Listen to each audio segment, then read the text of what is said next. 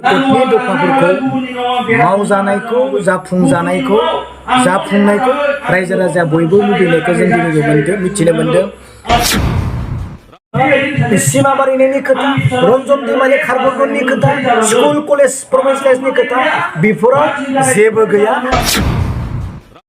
जुदि थारैनो गमामायैनो प्रमद बर' बिथाङा बे रायजोखौ सालायनो हायै राजा नंमाराब्ला गोदान राजा लाबोनानै फसंनांगौआ रायजोनि दायित्व। मानास सेरफां ब्लकनि आन्दाराव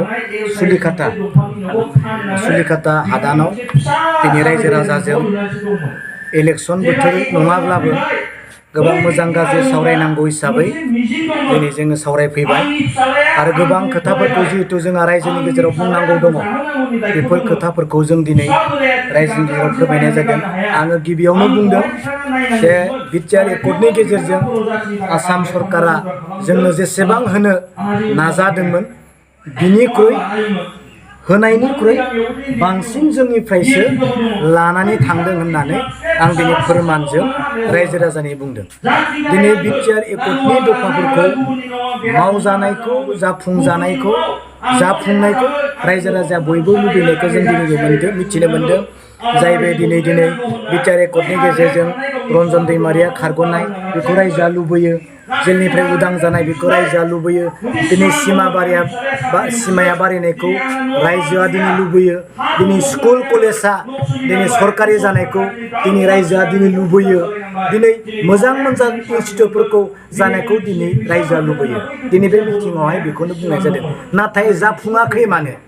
दिनै प्रमद बर'नि दुरबल सासन खालामनाय रायजो खुंनायानो दिनै जाफुङैनि मोनसे जाहोनखौ जों दिनै नुनो मोनदों।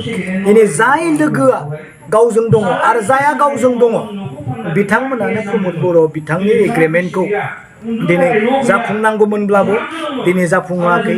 जायबायदि दिनै प्रमद बर' बिथांजों थाफानाय बिथांनि गभर्नमेन्टनिनो लोगो बिदा असे बायदि मानगोनां बिस्वजित दैमारि सारा बयनिख्रुइबो गोजौसिन मासियाव दिनै जिरायनानै दङ। दिनै एसेबां गोजौ मासियाव जिरायनायनि उनावबो दिनै बिटिसिआ मानो एसेबां गाहायाव होननानै दिनै आं रायजोनि गेजेराव बुंनो गोनां जादों। मानो होननानै बुङोब्ला बिस्वजित दैमारिखौ बिथांनि मासिखौ लानानैनो आसामनि चिफ मिनिस्टाराबो सेलुट होनानै सार होननानै बुंनो गोनां जायो नङा होमबा? अब्ला दिनै एसेबां गोजौ मासियाव थानानै दिनै रन्जन दैमारिनि खोथाखौ मानो बुंनो हाया, सिमा बारायनायनि खोथाखौ मानो बुंनो हाया, स्कुल कलेजा सरकारि जानायनि खोथाखौ मानो बुंनो हाया नङा होमबा? इनस्टिटिउटफोरा ट्राइबेल इउनिभारसिटि होन NIT होन बेफोरखौ जानांगौ होननानै मानो बुंनो हाया एसेबां गोजौ मासियाव जिरायनानै होननानै आं दिनै रायजोनो फोरमायनाय जादों। आरो बुंबावदों जे बिटिआर एकर्डखौ मोजांनि थाखाय मोजां दफाफोरखौ जाफुंहोनो थाखाय रायजोआ दिनै लुबैयो आरो सापर्ट खालामो होननानै। आरो बेखौनो आं बुंबावदों दिनै प्रमद बर'नि गभर्नमेन्टखौ हाग्रामा महिलारिया बिन्दु मोनसेनिबो हेंथा होआखै। होदोंबा होआखैना? जेबो डिस्टार्ब खालामाखै प्रमद बर' बिथांनि गभर्नमेन्टखौ। जाय समाव प्रमद बर' सार बिथाङा बड'लेण्डनि आन्दलननि समाव ओरैबायदि डिस्टार्ब ओरैबायदि आन्दलन खालामना असान्ति बिथाङा खालामदोंमोन, नाथाय दिनै सान्तियै प्रमद बर' बिथाङा गभर्नमेन्ट खालामनो मोनदों। जायखौ दिनै प्रमद बर' सार बिथाङा गावनो होनदों गोजोननि नोगोर क'क्राझार नङा होमबा? गोजोन खुसि बिसंगा खालामनो मोनदों, जिखौनो गोसो बेखौनो मावनो हागौमोन।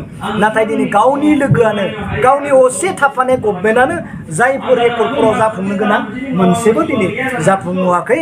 दिनै आङो रायजोआव बेखौनो बुंदों। आरो बुंबावदों जे जोङो जिफोरखौ जोङो नुगासिनो दङ, मबाइलाव जिफोरखौ जों नुदों, जिफोरखौ जोङो नायगासिनो दं, खोमाजों खोनासंगासिनो दङ, सिमा बारायनायनि खोथा, रन्जन दैमारि खारबोगोननि खोथा, स्कुल कलेज प्रभिन्सियेलाइजनि खोथा बेफोराव जेबो गैया। गासैबो हास'खान्दा होननानै आं दिनै रायजोनि सायाव बुंदों।